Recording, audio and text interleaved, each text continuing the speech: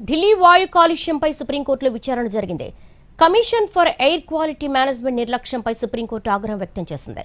కాలుష్యానికి గల కారణాలు, దీర్ఘకాలిక పరిష్కారాలపై నివేదిక కోరింది సుప్రీంకోర్టు. ఆ నివేదికను ప్రజాక్షేత్రంలో ఉంచాలని ఆదేశించింది.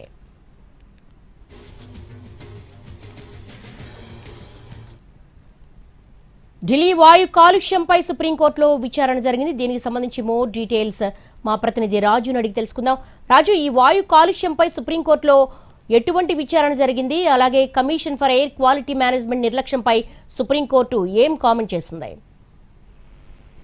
దేవి, దేశ రాజధాని ఢిల్లీలో ఈ మధ్య కాలంలో విపరీతమైనటువంటి కాలుష్యం నమోదవుతుంది. ఎయిర్ క్వాలిటీ ఇండెక్స్ పైన ఏకంగా 500 పాయింట్లు కూడా నమోదైనటువంటి దుస్థితి ఇక్కడ కనిపించింది. ఈ విషయంలో ఎంతో మంది స్వయంగా కొన్ని ప్రజా సంఘాలు కూడా సుప్రీంకోర్టును ఆశ్రయించాయి. సుప్రీంకోర్టు చీఫ్ జస్టిస్ ఆఫ్ ఇండియా సైతం తాను వాకింగ్ చేసేందుకు బయటకు కూడా వెళ్ళలేకపోతున్నానన్న విషయాన్ని గత విచారణ సందర్భంగా చెప్పారు. అయితే ఆ విచారణలోనే కొన్ని విషయాలను స్పష్టం చేశారు. ఇంతకీ ఢిల్లీలో ఈ కాలుష్యానికి గల కారణాలు ఏంటి, వాటిని స్టడీ చేయాల్సినటువంటి అవసరం ఉంది. అంతేకాదు వాటిని ఎలా పరిష్కరించుకోవచ్చు అనే అంశం పైన కూడా ప్రత్యేకంగా నిపుణులతో ఒక కమిటీ వేసి దాని ద్వారా వచ్చేటటువంటి అవుట్కమ్ తో కార్యాచరణను రూపొందించుకోవాలనే విషయాన్ని కూడా చెప్పారు. అంతేకాదు ఎప్పుడు చూసినా అంటే ఏదైతే పొల్యూషన్ సీజన్ అనేది ఢిల్లీలో కనిపిస్తుంది. వింటర్ ప్రారంభంగానే సుప్రీంకోర్టులో పొల్యూషన్ కేసులు కనిపిస్తాయి.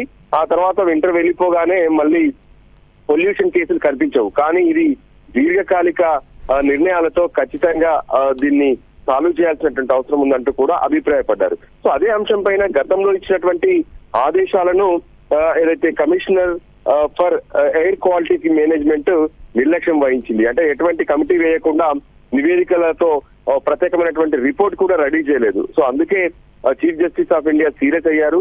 సో ఖచ్చితంగా ఢిల్లీలో ఉన్నటువంటి వాస్తవ పరిస్థితులను ఒక కమిటీ ద్వారా అన్ని వివరాలను సేకరించడమే కాకుండా దాన్ని ప్రజలు అంటే నిపుణుల సమన్వయంతో ఒక సమావేశాన్ని అత్యవసరంగా ఏర్పాటు చేయాలి.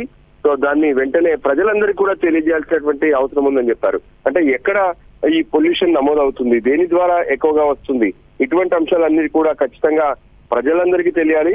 ముఖ్యంగా ఈ ఢిల్లీ చుట్టుపక్కల ఉన్నటువంటి పరిశ్రమల ద్వారా వచ్చేటటువంటి పొల్యూషన్ కావచ్చు, దాంతో పాటు వాహనాల నుంచి వచ్చేటటువంటి పొల్యూషన్ కావచ్చు, వీటన్నిటిని అంటే గతంలో 12% ఉంటే ఇప్పుడు 41% చేరిందని చెప్పి స్వయంగా చీఫ్ జస్టిస్ అభిప్రాయపడ్డారు. సో దీనికి అనుగుణంగా ఢిల్లీలో మళ్ళీ ఇటువంటి సమస్యలు రాకుండా ఏం చేయాలనే దాని మీద ఖచ్చితంగా అప్రమత్తం కావాల్సిన అవసరం ఉందంటూ చీఫ్ జస్టిస్ చెప్పారు. సో త్వరలోనే ఈ కమిషన్ ఫర్ ఎయిర్ క్వాలిటీకి సంబంధించినటువంటి మేనేజ్మెంట్ వెంటనే ఈ నిపుణులతో సమావేశం అత్యవసరంగా నిర్వహించి రిపోర్ట్ అయితే ప్రజల ముందు పెట్టాలని చెప్పి ఫైనల్ ఆర్డర్స్ ఇచ్చారు. దేవి. రైట్ రాజు.